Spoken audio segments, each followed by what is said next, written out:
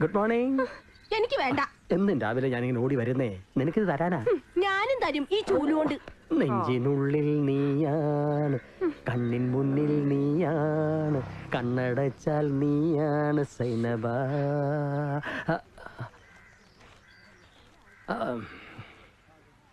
തൂക്ക് തൂക്ക്. തല്ലിക്കൊല്ലും. ഈ പാട്ടൊക്കെ തീരാറായി മെമ്പറെ. എന്നതാ കൊച്ചേ, ഭീഷണിയാന്നോ? അങ്ങനെ വിചാരിച്ചാലും കുഴപ്പമില്ല. ആ ബില്ലൊന്ന് പാസ്സായിക്കോട്ടെ. ബില്ലോ? ഏത് ബില്ല്? വനിതാ ബില്ല്. ഈ പഞ്ചായത്ത് വനിതാ മെമ്പർമാരെ കൊണ്ട് നിറയും. എന്നാലേ ഡൽഹിയിലേക്ക് ഒന്ന് വിളിച്ച് പറഞ്ഞ് ആ ബില്ലൊന്ന് എളുപ്പം പാസ്സാക്കിക്കെന്റെ മോള്. ഇപ്പൊ തന്നെ 3 മെമ്പർമാർക്ക് 1 വനിതാ മെമ്പറാ. ഈ ബില്ല് പാസ്സായാലേ 10-ന് 10.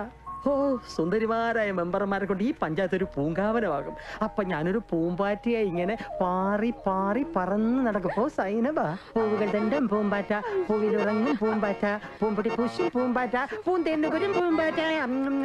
വനിതാ ബില്ല് ഒന്ന് പോവച്ചേ. കണ്ടോ എൽസമ്മേ, ഈ മെമ്പർ നിലക്ക് ഇരുത്താൻ ഒരു മാർഗമില്ലേ? സെക്രട്ടറി രാജമ്മ സാറിനോട് പറഞ്ഞില്ലേ? ഓ, അവര് രമണന്റെ രമ്യല്ലേ, ഇളക്കക്കാരി. ഈ സാരി ഉടുക്കുമ്പോ സെക്രട്ടറിക്ക് എന്നതാ തിളക്കം? ഈ പഞ്ചായത്ത് മുഴുവൻ ആ മുഖത്ത് പ്രതിബിംബിക്കുമല്ലയോ?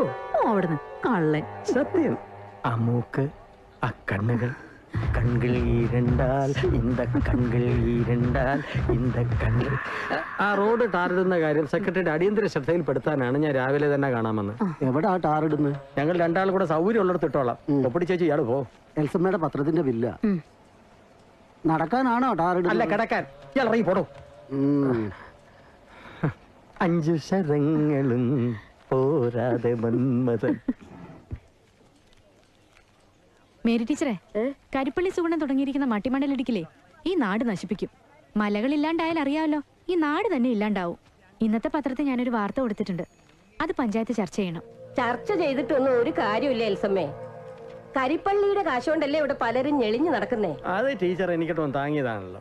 കരിപ്പള്ളി സുഗുണൻ എന്റെ സുഹൃത്തായി പോയി എന്ന് വെച്ച് ഇത്തരം അടിസ്ഥാനരഹിതമായ ആരോപണങ്ങൾ ഉന്നയിക്കരുത്. അവിവാഹിതനായി ജനസേവനം മാത്രം ജീവിതവ്രതമാക്കി എന്നിലെ പൊതുപ്രവർത്തനെതിരെ ഇത്തരം ആരോപണങ്ങൾ ഇനി ഉന്നയിച്ചാൽ പഞ്ചായത്ത് സെക്രട്ടറിക്ക് പരാതി കൊടുക്കുക എനിക്ക് നിർവാഹമുള്ളൂ. അകത്തിരിക്കുന്നവൾക്കാ ടാറിട്ട് കഴിഞ്ഞോ?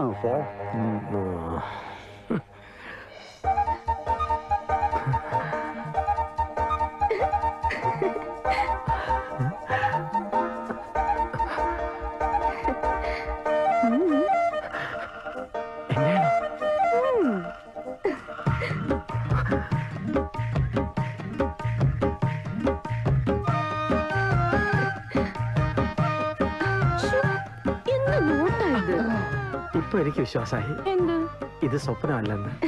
കൊച്ചു കള്ളൻ. എനിക്ക് ഇഷ്ടാട്ടോ.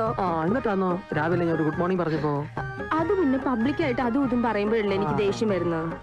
ആ മനസ്സിലുള്ളത് ഒരു വെള്ള പേപ്പറിലാക്കി എനിക്ക് എഴുതി തന്നൂടെ? ഞാൻ തരും. ഇപ്പൊ എനിക്ക് മറുപടി അറിയണം. ധൃതി വെക്കല്ലേ. നാളെ മതി.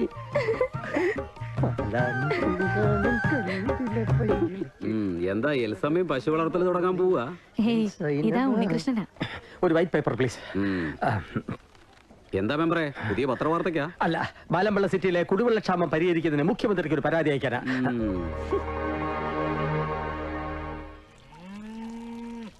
അടുത്ത ഞായറാഴ്ച തോമാച്ചന്റെ കൂടെ പെണ്ണ് കാണാൻ പോണം. നീ ചെല്ലുമെന്ന് ഞാൻ വാക്ക് പറഞ്ഞതാ. ഞാൻ പറഞ്ഞിട്ടില്ല. പറയണത് എന്നതാന്ന് വെച്ചാൽ കേട്ടാച്ചാ മതി, ഇല്ലെങ്കിൽ എന്റെ സ്വഭാവം മാറും. കിടന്ന് ബഹളം വെക്കാതെ. ഒക്കെ ശരിയാവുന്നേ, ഒന്ന് പറയാൻ പറ്റണ്ടേ? ആരോട്? ആര്? എൽസമ്മയോ? അമ്മക്ക് എങ്ങനെ മനസ്സിലായി? കണ്ണു തുറന്ന് നോക്കടാ പോത്തെ.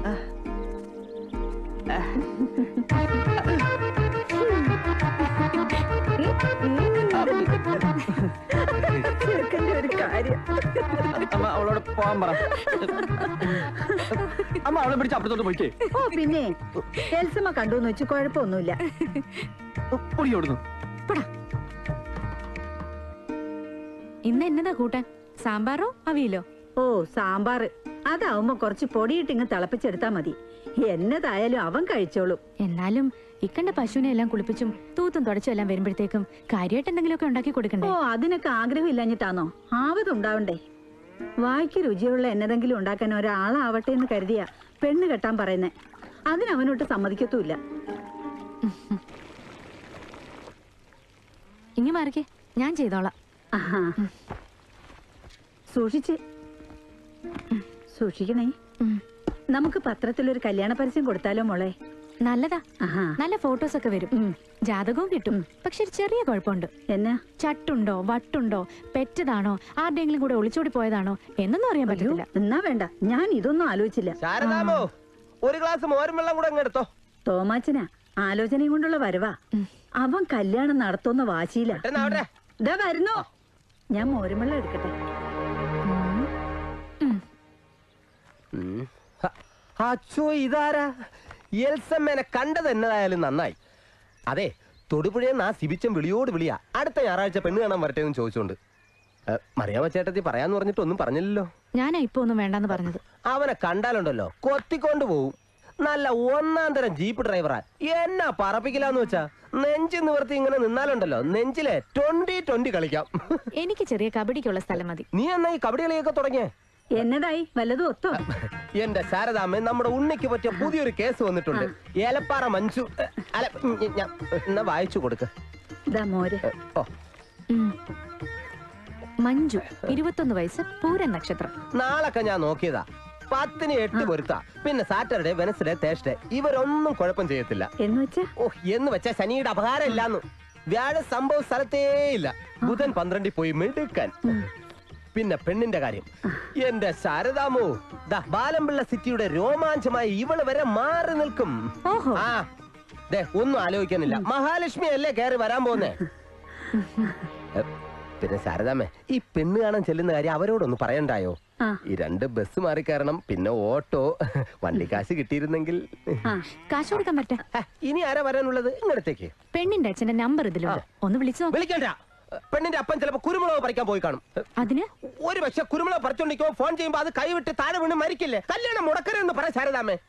മുടക്കരുതെന്ന് ഞാൻ പറഞ്ഞതല്ലേ.